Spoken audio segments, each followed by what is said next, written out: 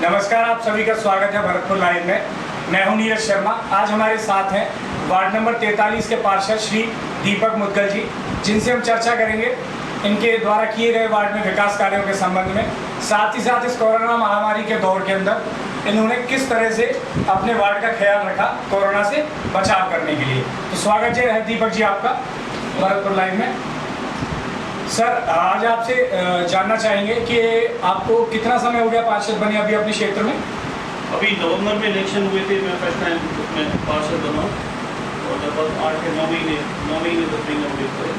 जी, बहुत बढ़िया। चूँकि आपको ज़्यादा समय तो मिला नहीं है अभी पार्षद बनने के बाद विकास कार्यों के लिए, क्योंकि ये कोरोना महामारी का दौर भी शुरू हो गया आपके पार्षद बनते ही कुछ 2-3 महीने के वक्त में। तो जितना भी वक्त आपको मिल पाया, तो उस वक्त में आपने क्या योजना अपने वार्ड के विकास के लिए बनाई और क्या योजना अभी लंबित हैं?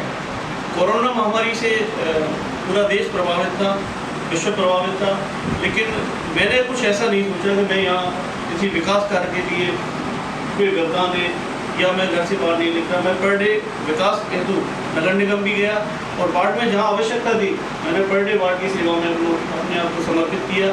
जैसा लोगों से वादा किया था उस वादे पे खरा उतरने की हमने कोशिश की और लगातार वार्ड में कोरोना से संबंधित हमने करीब 26 और 27 बार लगातार सैनिटाइजर किया। जो लोग कोरोना से प्रभावित हुए 12 से 14 लोग करीब मेरे वार्ड में प्रभावित हुए थे। मैं सभी लोगों से व्यक्तिगत रूप से मिला, उनके परिवार से मिला, उनको ढाढ़स बधाया। प्रथम बार में जो वार्ड में अपने मेरे पड़ोस से एक सैनी है, उनके बेटे को कोरोना वायरस हुआ था, जो भरतपुर में तीसरे नंबर पे आए थे। पहला तिलक नगर था, एक बिजलीगढ़ था, भरतपुर में तीसरा केस था। उस समय 1 किलोमीटर तक की परिधि में बंद कर दिया गया था। इसमें सुभाषकर मंत्री महोदय भी हमारे यहाँ वार्ड में आए थे, व्यक्तिगत रूप से मिले और सबकी जानकारियाँ ली। पुलिस प्रशासन का पूरा सहयोग रहा और हमने पुलिस प्रशासन की बिल्कुल बराबर में मदद करते रहे। उनको चाय नाश्ते का ख्याल रखा, सुबह शाम उनकी भी सेवा की और उनके परिवारजनों से हम लगातार कोरोना जिनको था उनके परिवार से हम लगातार मिलते रहे। जी, बहुत बढ़िया। साथ ही साथ आप चूँकि अभी आपका कार्यकाल अभी काफ़ी लंबा बाकी है, तो ऐसी कौन सी योजनाएं हैं जिनको मद्देनजर रखते हुए आपने पार्षद का चुनाव लड़ा, जो योजनाएं आपके अनुसार अभी लंबित हैं कि लाइक ये मुझे काम निश्चित तौर पर अपने कार्यकाल के अंदर करवाना ही करवाना है अपनी जनता के लिए? भरतपुर का ये वार्ड नंबर 43 एक UIT कॉलोनी है, हाउसिंग बोर्ड की कॉलोनी है और सबसे कॉस्टली कॉलोनी है। यहाँ मैक्सिमम डॉक्टर्स, प्रोफेसर, लेक्चरर और अच्छी पोस्टों के लोग भी यहाँ निवास करते हैं। तो मेरे को विकास में जो था ऐसा लग रहा था कि हमारा वार्ड बहुत पिछड़ा हुआ है। जिस हिसाब से UIT और नगर निगम या हाउसिंग बोर्ड ने इसको डेवलप किया था, वो फैसिलिटीज हम लोगों को प्रोवाइड नहीं कर पा रहे थे, क्योंकि सीवरेज की वजह से पूरा वार्ड खुदा हुआ था। पूरी सड़कें कम सी, कुछ गड्ढे हैं, सड़कों के नाम पे यहाँ कुछ भी नहीं था। तो मैंने ये मिशन बनाया कि इस वार्ड को एक आदर्श और मॉडल वार्ड बनाने का प्रयास करें। इसके लिए मैं लगातार हमारे कमिश्नर महोदय नीलिमा दक्षक जी से उनके संपर्क में रहा, मेयर साहब से भी संपर्क में रहा, लेकिन कमिश्नर साहब ने हमें बहुत सहयोग किया और इसके कोरोना के चलते हुए भी उन्होंने विकास कार्यों में कहीं भी कोई अवरोध पैदा नहीं किया और ये कहा कि आप जैसे कहेंगे वो करके मदद करने की कोशिश की। और सबसे ज़्यादा टेंडर जो विकास के लिए थे, हमारे पार्कों के लिए लगभग 1 करोड़ नगर निगम ने हमें सेक्शन दिया। उसके बाद बीनारायण गेट से और केवलादेव नेशनल पार्क के लिए एक मुख्य सड़क जाती है, जो लगभग पिछले 25 और 30 वर्षों से छूटी पड़ी थी। उसके लिए 50 और 55 लाख रुपए नगर निगम ने जारी किया। वो रोड का कार्य अभी शुरू होना है, लेकिन हमारे जो टेंडर लगे थे 1 करोड़ का पार्कों का, 1 ब्लॉक में पार्क है, उसका एक मेरे सामने ही है, 1 नंबर सेक्टर में वो पार्क, एक A ब्लॉक का जिसमें हरिजनों के द्वारा सुअर और ये पिग छोड़े जा रहे थे, तो उनको बंद करके 1 करोड़ का काम लगभग वहाँ लगाया है। और अभी मेरी AN साहब लोगेन जैन साहब से भी बात हुई थी कि भरतपुर में से जवाहर नगर का एक पार्क रोल मॉडल के रूप में अपन लेंगे, जिसका नक्शे के लिए उन्होंने जयपुर भेजा हुआ है। इधर सीवरेज की वजह से बहुत सारी प्रॉब्लम थी, तो कुछ रोडों के भी हमने A ब्लॉक में WBM का करीब 45 लाख रुपए का काम लगाया है। सैनी मोहल्ला है, यहाँ कुछ छोटे मोहल्ले भी है जिसमें सैनी है, गुर्जर निवास करते हैं, और कुछ जाति ऐसी है जो एग्रीकल्चर लैंड पे बसी हुई है। हम प्रयास कर रहे हैं कि वहाँ भी सड़कों का निर्माण कराएं। लगभग 2.5 से 3 करोड़ के विकास कार्य हमने इस दौरान में भी लगाने की कोशिश की है और वो जारी है।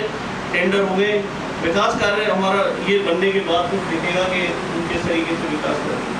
जी बहुत बढ़िया। पार्षद साहब, मैं जानना चाहूँगा, क्योंकि जैसा मुझे जानकारी है आप एक निर्दलीय पार्षद थे, जनता के समर्थन के कारण आप जीत कर आए, तो अभी जो नगर निगम में सरकार है, नगर निगम में जो मुख्य रूप से जिनका वर्चस्व है वो कांग्रेस पार्टी के हैं, तो जब आप अपने क्षेत्र के लिए कोई प्रोजेक्ट या फिर कोई योजना वहाँ पर लेकर जाते हैं, कोई फंड का सैंक्शन रिक्वेस्ट लेकर जाते हैं, तो आपको किन चुनौतियों का सामना करते हैं? जरूर निर्दलीय हूँ, लेकिन शहर कांग्रेस कमेटी में कांग्रेस में मैं महासचिव रहा हूँ।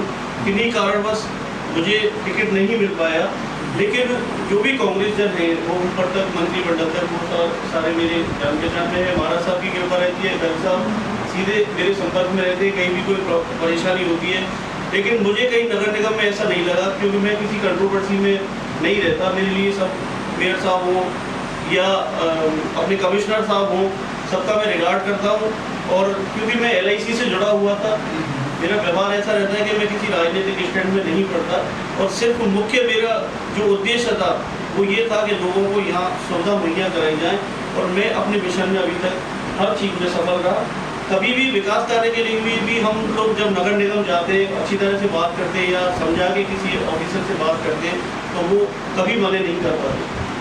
जी बहुत अच्छे। दूसरा ये जैसा कि आपने बताया, क्योंकि आपके वार्ड के जो टेरिटरी है उसके अंदर कुछ कच्ची बस्तियां या फिर जो एग्रीकल्चर लैंड में बसे हुए मकान भी आते हैं, तो क्या आपको वहाँ कुछ जल भराव जैसी कुछ समस्याओं का सामना करना पड़ रहा है? बिल्कुल, जल भराव की समस्या लगातार बनी हुई है, क्योंकि बारिश भी लास्ट टाइम पे काफ़ी आई है, सड़क टूटी हुई है, नालियों पे अतिक्रमण है, इस वजह से पानी नहीं निकल पाता।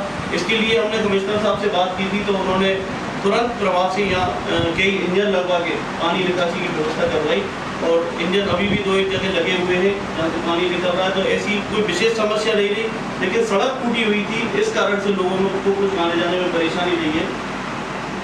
तो कोरोना महामारी का जो दौर चल रहा है, इसके लिए कुछ जागरूकता से संबंधित या किसी प्रकार का कोई अभियान आपने अपने वार्ड के अंतर्गत चलाया? कोरोना महामारी में हम कई शॉर्ट में छोटी छोटी मीटिंग करते रहे। एक योग संविदा के नाम से अपने 3 नंबर सेक्टर में दिनेश उपाध्याय जी हैं, उनके जरिए से ये कई ऑर्गेनाइजर ऐसे हमें मिल गए, उनके जरिए से हमने 5-6 बार लोगों को काढ़ा पिलवाया। एक डॉक्टर अशोक शर्मा जी हैं, उनके सहयोग से हमने होम्योपैथिक की एक मेडिसिन है, वो होम्योपैथिक की मेडिसिन लोगों को पिलवाई। और लोगों को जब मदद की आवश्यकता थी तो सरकार ने ये कहा था कि हम किसी को भूखा नहीं रहने देंगे। उससे पहले ही हम लोगों का ये मिशन था, और वार्ड के कुछ लोगों का हमें एक विशेष सहयोग मिला, तो हमने अपनी किट लगभग 250 किट हमने अपने कलेक्शन करके वार्ड से ही कलेक्शन किया, कहीं बाहर से कोई कलेक्शन नहीं आया। हमने अपनी पॉकेट से, कुछ बच्चे भी ऐसे थे जो स्टूडेंट थे, उन्होंने अपने गुल्लकों से पैसे निकाल के दिए, 500 रुपये, 1000 रुपये, किसी ने 1100 रुपये, किसी ने 10 किट, किसी ने 5 किट। इस तरीके से अपन ने कम से कम 200 किट वितरित की थी कि कोई भी परिवार भूखा ना रहे। और हमने ऐसे परिवारों का सिलेक्शन भी किया, जाके पूरी सर्च की कि किस परिवार को वास्तव में ज़रूरत है, क्योंकि हम जो समझते थे कि ज़रूरत रहती है वो छोटे लोगों को रहती है। उस दौरान हमने देखा कि कहीं ऐसा नहीं था, जो बड़ी बड़ी कोठियों में, बड़े बड़े मकानों में रह रहे थे, वहाँ भी ऐसी मजबूरियाँ थी कि उनके पास खाने की व्यवस्था नहीं थी। तो हम लोगों ने बिना किसी फ़ोटो खिंचाए या पेपर में दिए कोई प्रदर्शन नहीं किया। हमारा मिशन ये था कि हमें मदद करनी है, और कई फोटोग्राफी हमने उसकी नहीं की, और 200 किट बांटी। उसके बाद राज्य सरकार ने भी सुविधा मुहैया कराई, करीब 350 किट हमने राज्य सरकार के जरिए से बांटी। लगभग 550 किट हम अपने वार्ड में बांट चुके थे। फिर भी किसी को अगर सहयोग की आवश्यकता रहती है तो हम लगातार उनके संपर्क में रहते हैं। जी बिल्कुल, बहुत बढ़िया। तो ये थे हमारे साथ वार्ड नंबर 43 के पार्षद श्री मुदगल जी, जिनसे हमने चर्चा की इनके किए हुए विकास कार्यों के संबंध में, साथ ही साथ उन कार्यों के संबंध में जो अभी लंबित हैं। और कोरोना महामारी के विषय में। तो अगर आप ये वीडियो देख रहे हैं भरतपुर लाइव ऐप पर तो हमसे जुड़े रहें। हम आपके लिए इसी तरह के जानकारी से भरे हुए और रोचक वीडियोस लाते रहते हैं। धन्यवाद।